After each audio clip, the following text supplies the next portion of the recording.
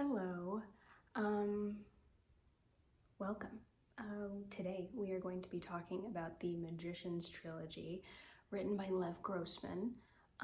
Couple things before we start. I'm sorry for the lighting.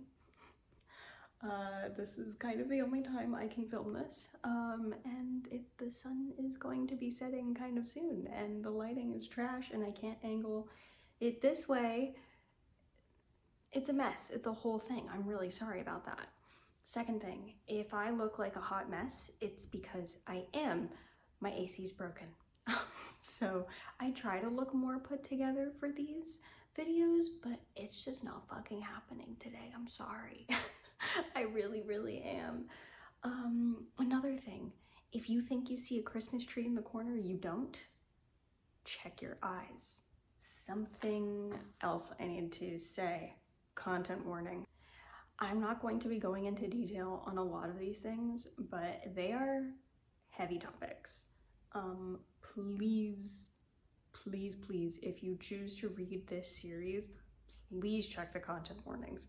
It's a lot. It's pretty much everything you can think of.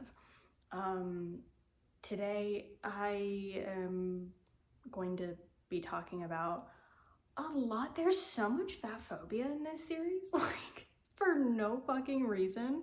Like, obviously there's no reason for that anyway, but I'm just like, it's so fucking random. Another content warning for R-word, as well as CSA. It's a lot of mental health topics as well. It's just a lot. This book series is a lot. It's very dark, it's very heavy. And I will be talking about those things, not in depth though. But yeah, just so you guys know, that is what we're gonna be talking about today. Okay, I do wanna say, I discovered the show, The Magicians, before I discovered that it was based off of a trilogy. So I watched the show first, and I have rewatched it and rewatched it. I love The Magicians. It is one of my favorite shows of all time. It is amazing. And so I was afraid, ironically, to read the books, because I loved the show and I didn't want to be let down. And let me just say, first and foremost, they are two separate things in my mind. They diverged, I want to say, at the beginning of book 2, they diverged in my mind. They are very different. There were even signs of like a lot of differences in book 1, but they are two completely different entities. The show is definitely based off of The Magicians, but it is not a true to form adaptation in any way. Also, I just want to say I'm sorry if this feels a little ranty. I promise I have good things to say. However, we are going to be starting off with the cons, because I did make a pros and cons list, because I wanted to end the video on a good note. So yeah, I think that's it as far as housekeeping. So let's get into it. Let's start with the cons. So I did mention it before, but there is so much fat phobia in this series. I'm laughing because it makes me uncomfortable and it's so ridiculous. I believe the first book was published in 2009, if I'm not mistaken, and it's a product of its time. I think I don't want to say that the whole series is a product of its time, but the first book definitely felt like a product of its time. That is not an excuse in any way. It is merely, I guess, what I was telling myself in order to get through the parts that I felt super icky about. Definitely felt like a product of its time, because as we know, the early 2000s, they were not perfect, and even today, not perfect. So just take that with a grain of salt, I suppose. Okay, a lot of my complaints have to do with book 1. Let me just say that. It is by far the weakest in the series, in my opinion. Book one, it definitely felt like the author knew where he wanted to end the book. He just had to get there. And there was a lot of stuff he had to do to get there. And that caused the pacing to be fucking atrocious, if I'm being honest with you. Something I should say, I'm not breaking down this series.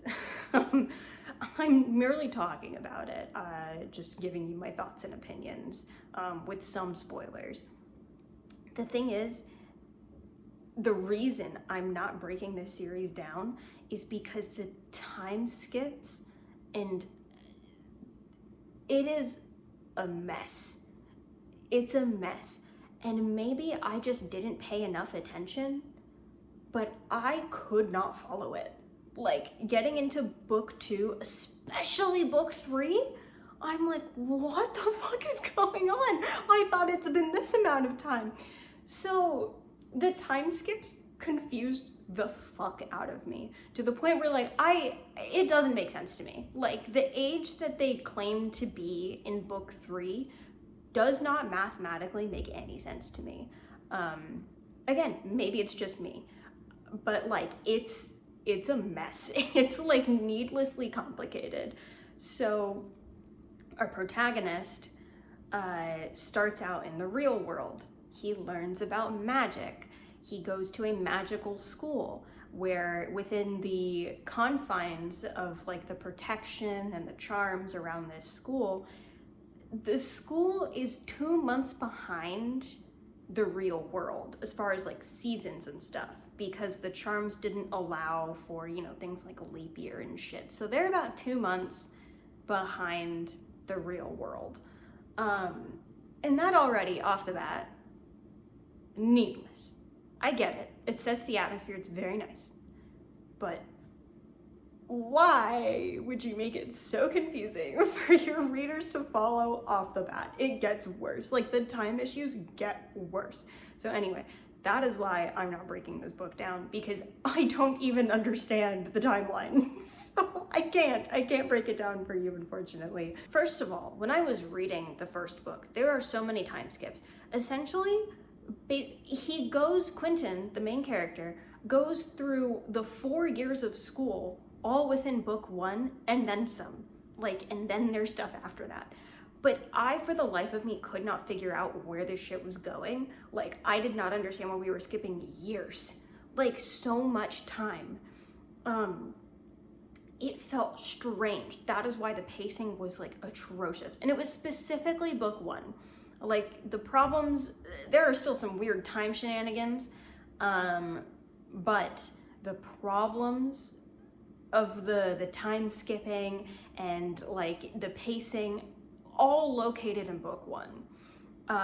It honestly sucked to get through because like once we get to our destination, things make a lot more sense of like, oh, it feels like you can feel as the reader, like this is where the author wanted us to be. We just had to get there, and it wasn't fucking clear.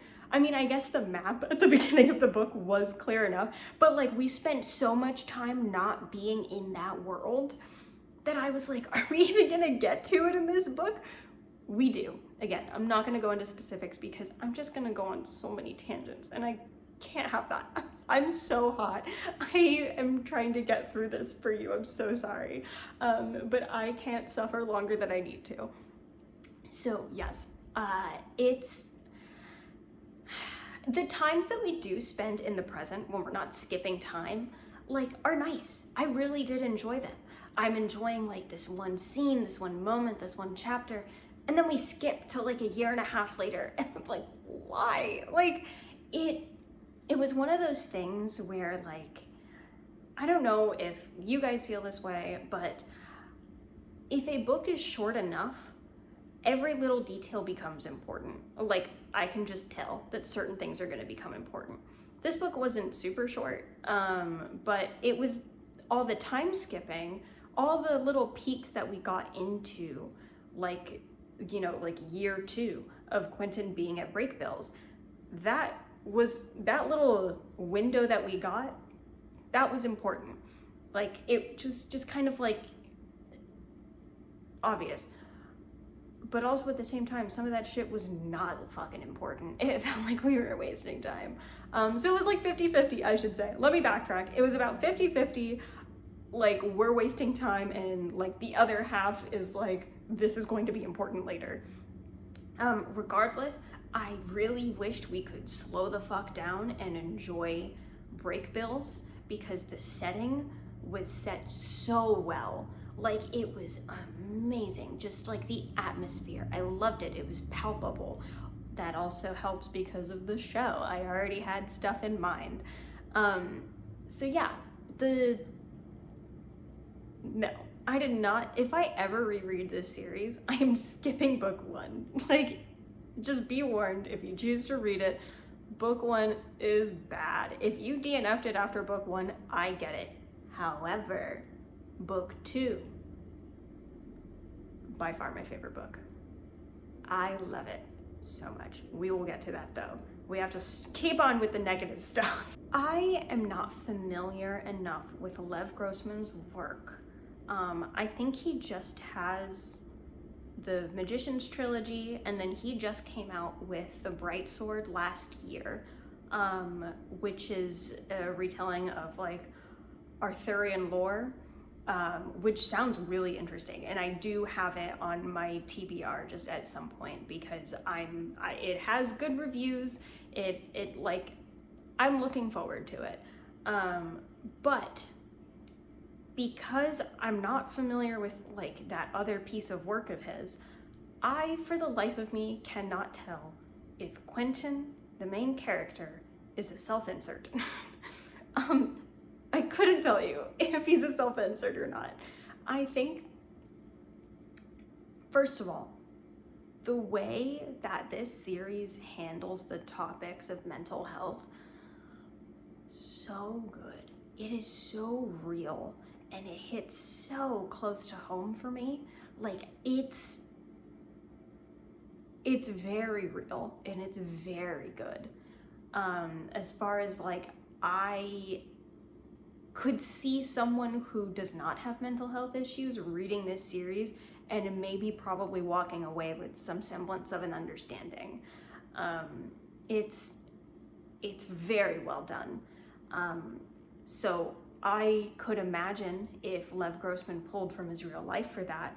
But what I mean to say is, the character, he just kind of does and says certain things that I'm like, and then certain things are said about him that's like, is this a self-insert? I can't tell. Also to note, the books are written in third-person point of view. I do not feel like that was taken advantage of, like, fully.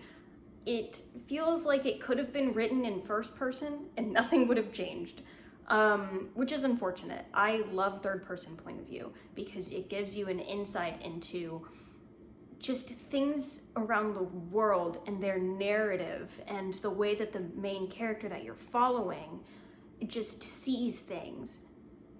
But I felt like that wasn't taken advantage of.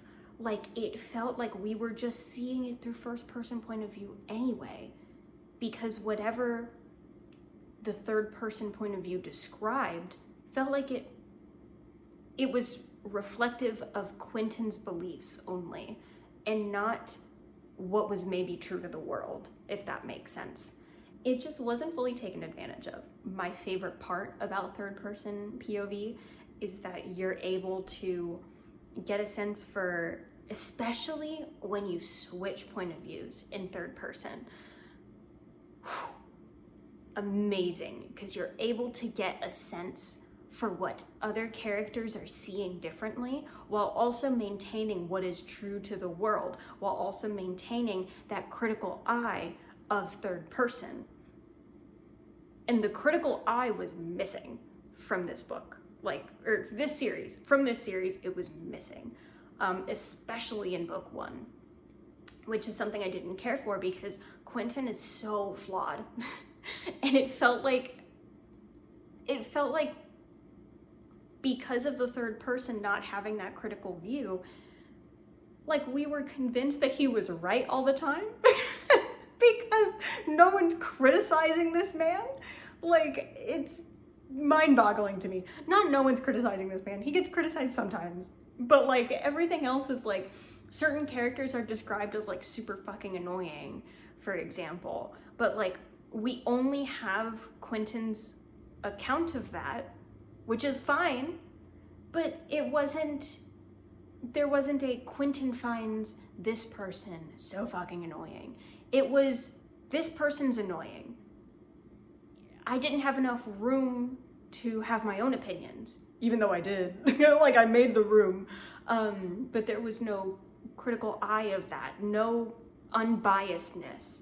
The third person felt biased, if that makes sense. So something I did not care for was that, because let me tell you, I don't agree with Quentin Coldwater a lot of the time.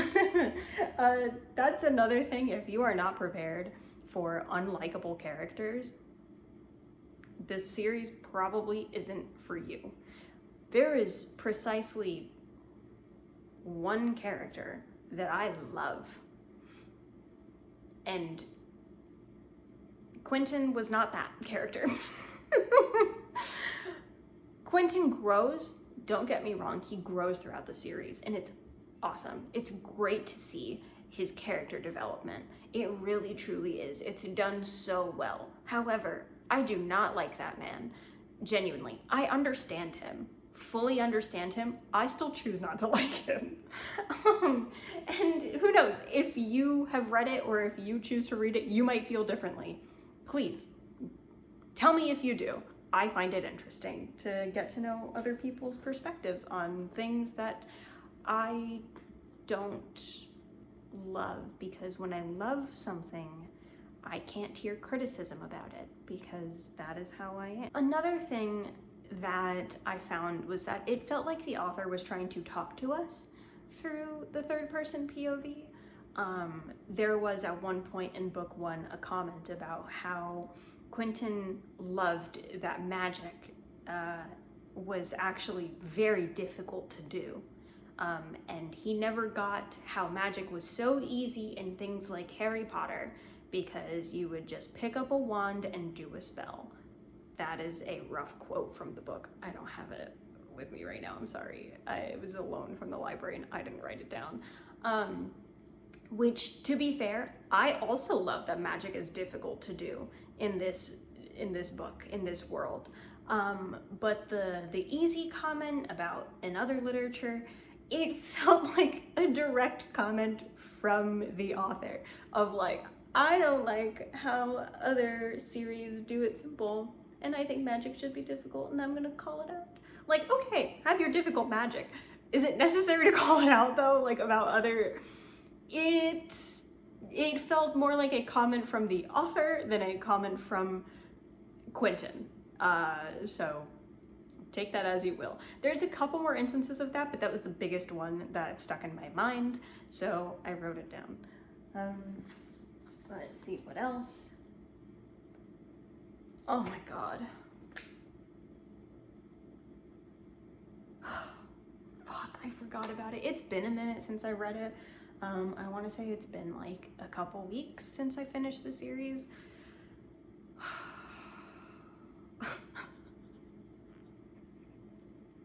The dialogue is a fucking mess. It is atrocious.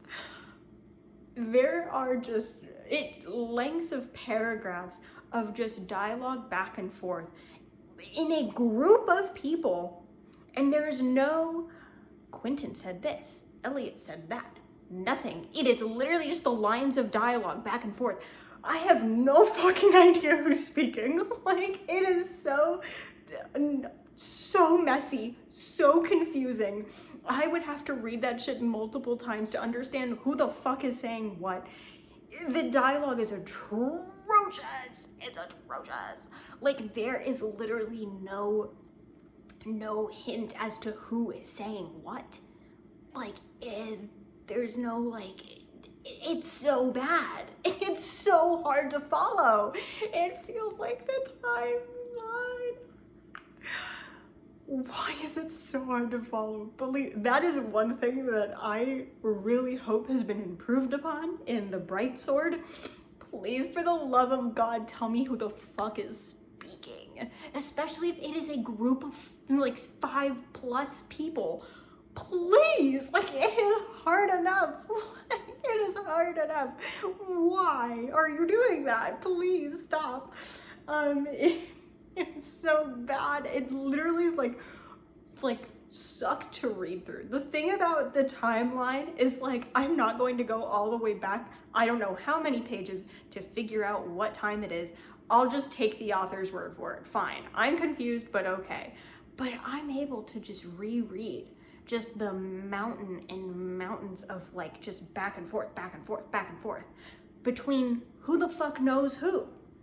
So I have to figure it out to understand what the fuck is going on. And at some points, I genuinely gave up because I'm like, I couldn't tell you. I couldn't tell you who's saying what. It was not great. I will tell you that. It persists throughout the series. Thank God we go through stretches of time without many groups of people and without many back and forth dialogues, because I can't take it. The first book especially, felt like a product of its time. I feel like we approach things very differently these days as a society. There's literally a lot I'd like to imagine. Let me say this. I interact with people who are politically correct, like who use politically correct terms. And that's not super a thing in this book. There's definitely a lot of instances where I'm like, wow, what outdated language, because this was 2009, unfortunately. Again, not an excuse. If it's offensive now, it was offensive then, okay? But it was more common, I guess. I still didn't like it, to be clear. I'm not trying to make an excuse. I still did not like that. However, it was apparent to me that it was a product of its time. For instance, tons of fat phobia, R-word, multiple uses of it. Again, there's no reason to in the first place, but like super like, what are we doing? It's just so ridiculous because it's so unnecessary, and like it's not like we're building a bad character or anything. Like we're giving hints about this person's a terrible person. They think and they say these things. No, it's just thrown in there. Why? What for? It's so bad. And again, I can't tell if it's the author talking to us or if it's Quentin, or if Quentin is a self-insert. I couldn't fucking tell you. Because it's confusing to me. So I have little insight on that. I'm sorry about that. There is one instance of DV that is portrayed a little too graphically for my taste. And that is to say, I don't like it at all. Obviously, I don't like it. I don't like reading it. It's not for me. I understand having it as, you know, this person was abusive, this person committed DV.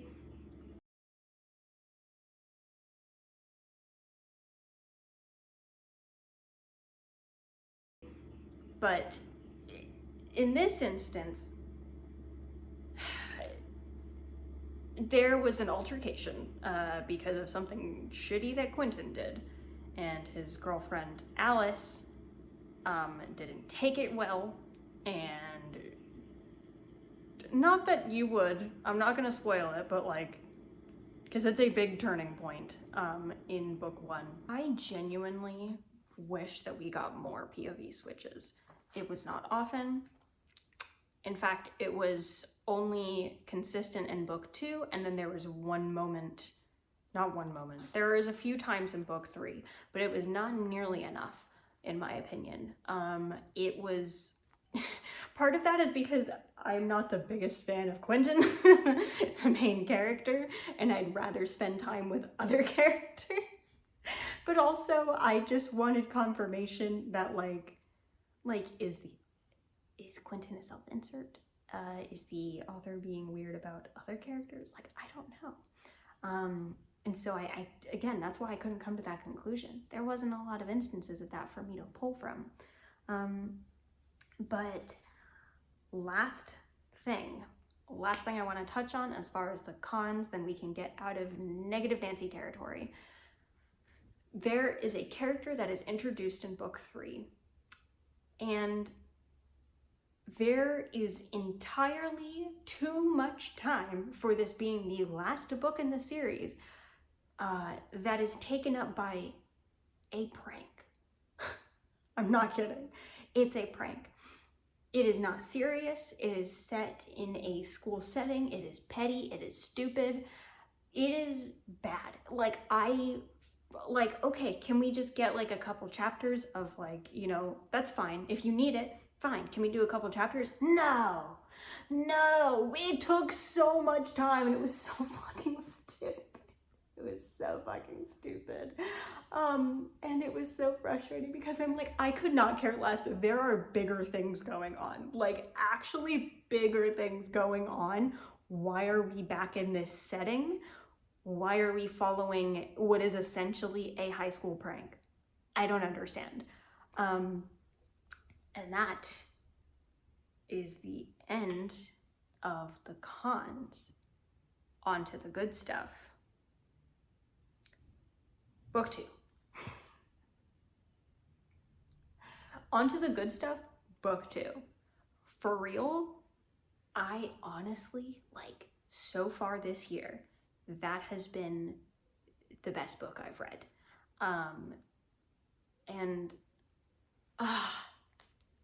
Spoiler alert, I just finished Sunrise on the Reaping, and it was good, don't get me wrong, but like, and I'm not going to get into that. You're not getting a review. You're not getting a breakdown. Nothing about Sunrise on the Reaping. I can't touch it. I can't touch the Hunger Games series. I love it too much. It's not something that is open for discussion with me. Okay? However, I think book 2 of The Magicians, The Magician King, just barely ekes out over Sunrise on the Reaping. It is so good. It is palpable.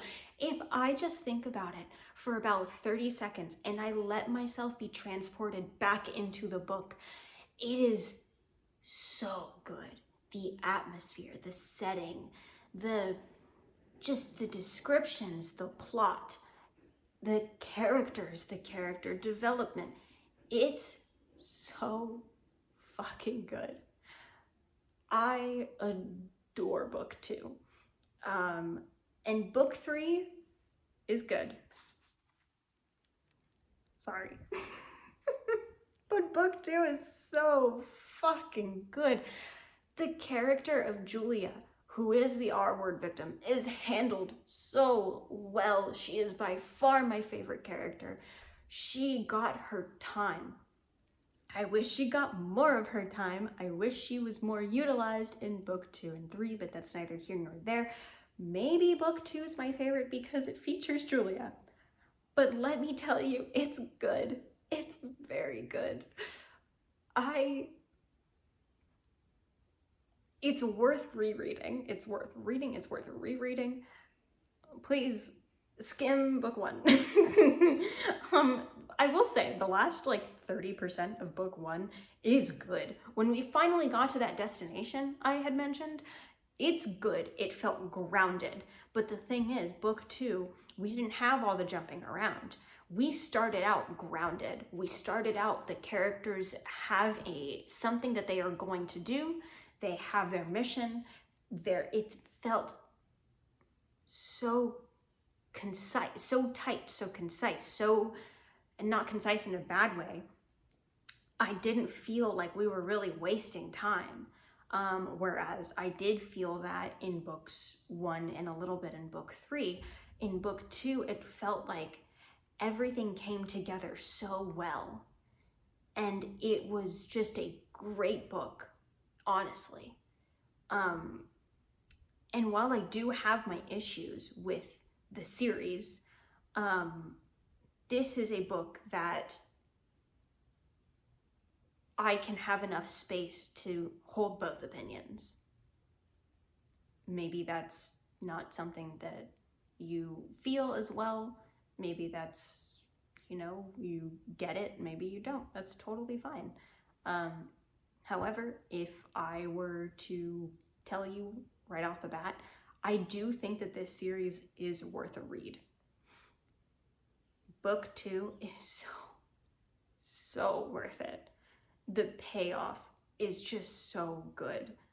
And book 3 is good too. But it is no book 2. It's no book 2. And the more I sit with it, the better it is. Like, genuinely, it is something that, like, I had been planning to do this video for a bit now, and I was just sitting and sitting with book 2, and the more I think about it, the more I miss it. The more I want to go back and read it, the more I wish I could read it again for the first time. It's so good. I want to keep going on about it because I was so negative for like a really long time earlier, and I want to focus on the positives for a bit. Okay, as much as book 1 has its problems, book 1 is really fucking funny. I can't lie. Like, I was actually genuinely laughing out loud, which I'm not sure I've ever done before, mostly because I don't read funny books. Like, I recently got back into reading. I got back into reading late 2023.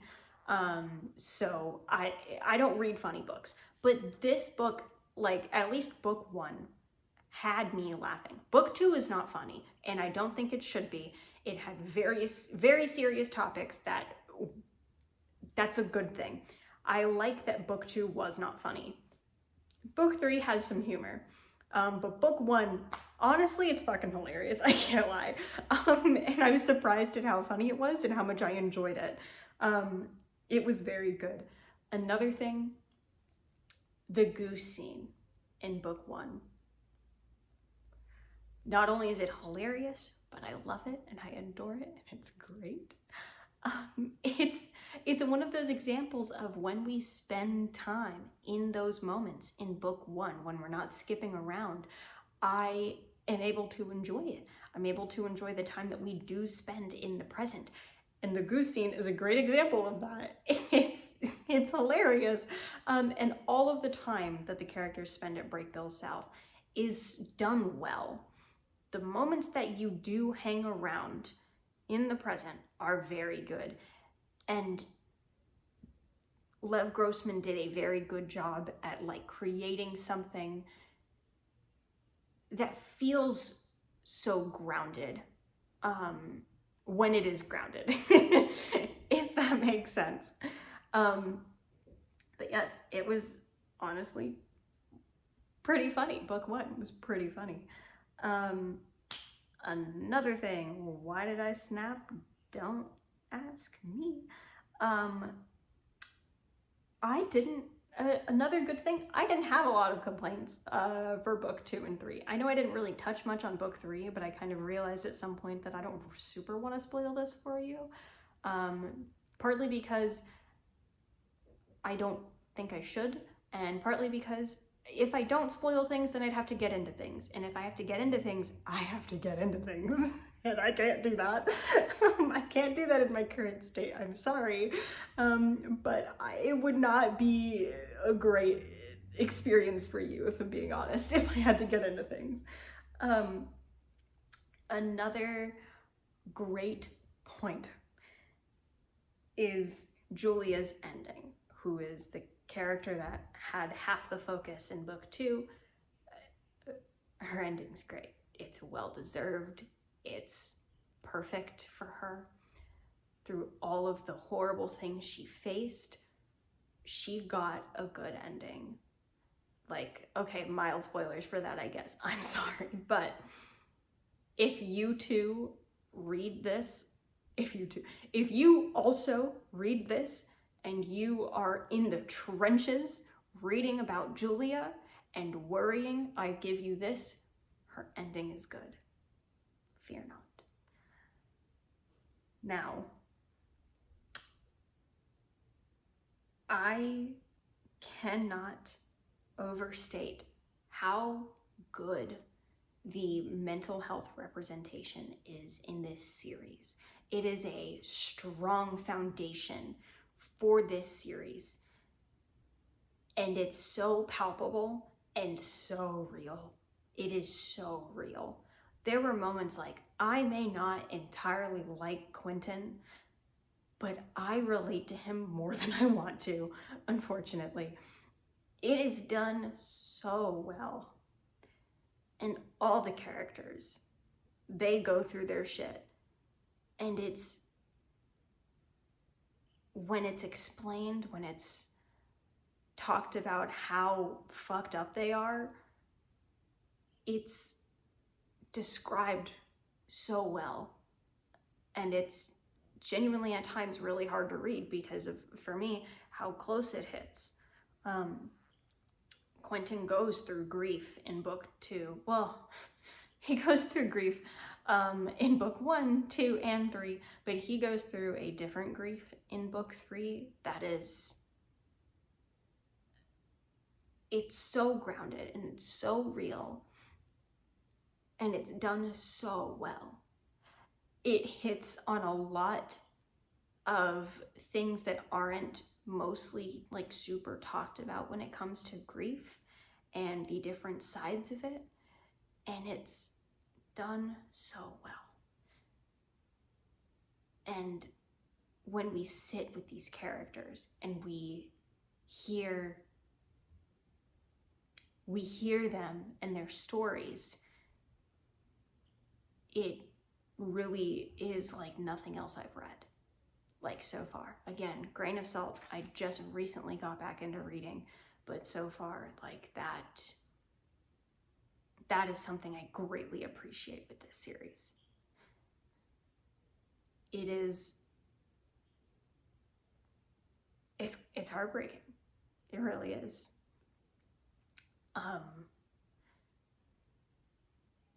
It's just so real. As magical and fantastical as this series is, these moments are so real, and they are done very well. And I want to end on a good and positive note. The magic system. Oh man, it's great. I'm gonna say a third time, grain of salt. I just recently got back into reading. This is the best magic system I have read so far. It is complex. It is gritty. It's tough, and it's amazing and beautiful and specific. It's so specific, and I think Lev Grossman's mind is just fucking awesome for coming up with this shit. Like, it is. There's so much to expand upon with the magic system that he probably could have kept going and written about other characters. Quentin's story ended, and it ended well. It's good. But the magic system, you could have kept going. You really could have. And it's almost limitless, just how much there is to this world and to its magic. And it's so awesome to read. It's so awesome to read. And like, let me shit on some other books for a second. It's not, I'm a girl, I have fire powers, which are rare, and that makes me rare. Those books are on my bookshelf. I'm talking about a specific book. I'm talking about a specific book series that I fucking hated, and I've brought it up in other videos. And I'm not going to talk about that book series, but I'm going to talk about it just for a second now. It's not like that, okay? This magic system is not, I have fire powers, they're rare. This magic system is, I studied for over 4 years to learn how to become a magician. I can do things that some people can't even fathom. That's awesome. Are you kidding me? That's so sick. Like, the way that you use magic in this world is unique. It's so good, and it's so limitless. It's wonderful. Like, genuinely, it's amazing. I really do, at the end of the day, issues with this series or not, it's a good series. It's not consistent. It's not consistent, but it's good. There are so many good nuggets there. Like, it's good. And I genuinely think that if maybe the author had a bit more experience as a writer and this came out maybe a couple years later, it would be so much more solid. It would be so much more solid. I really do think if you are able to read about these heavy topics, because again, it's heavy, please do, honestly. I genuinely, like, I would have DNF'd it. Actually, no, maybe not, because I love the show. Maybe I wouldn't have DNF'd it, but I would not be endorsing it in this way. Again, I still have my issues with the series. I still think certain points and criticisms I have are valid. However, I'm able to enjoy it in spite, despite, whatever you want to call it. I'm able to look past it. And maybe that's not great. Maybe you don't want to, maybe you can't. That's fine. However, this was my experience. So yeah, that is my brief little rant about the Magicians. I hope I was vague enough. I hope I was vague enough for you. I'm sorry if I was too vague. But genuinely, I think if you're interested, you should give it a try. It has its flaws, but it's good. I can walk away going, it's good. I would happily reread books 2 and 3. Fuck book 1 though. Fuck book 1. At least the first 70% of book 1. Like, I'm sorry. Lev put me through hell with that shit. I can't lie. Like, there are good moments throughout book 1, throughout the first 70%. However, I don't know if I could reread it. It's all pretty tightly up here anyway. But yeah, that is the video. Those are my opinions. If you want to go ahead and give this series a shot, I think you should. I think it's worth the read, genuinely. I hate being one of those people that's like, stick it out, but like, I do think it's maybe worth sticking out, perchance. But yeah, thanks for just listening to me rant for a while. I'm sorry if it wasn't your cup of tea. You could have left though. Why didn't you leave?